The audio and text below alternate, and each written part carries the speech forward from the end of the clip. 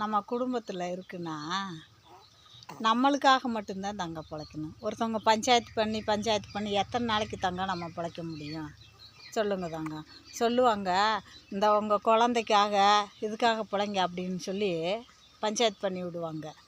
பஞ்சாயத்துக்காக பிழைக்க முடியுமா, இல்லை நம்மளுக்காக பிழைக்க முடியுமா, இல்லை நம்ம குழந்தைகளுக்காக பிழைக்க முடியுமா சொல்லுங்கள் பார்ப்போம். ஒன்றுக்கு ஒன்று புரிஞ்சுக்கிட்டு நம்மளுக்கு 2 பிள்ளைங்க இருக்குது செய்யுது அப்படின்னு பார்த்து நம்ம குழந்தைகளுக்காக நம்மளுக்காக மட்டும் ஒன்றுக்கு ஒன்று விட்டு கொடுத்து 2 பேர் ஒன்றுக்கு ஒன்று புரிஞ்சுக்கிட்டு பிழைக்கணும் தங்க. இந்த ஒருத்தவங்க பஞ்சாயத்து பண்ணி நம்ம பிழைக்க முடியாது. சரியா தங்க? அதுதான் தங்க உண்மை.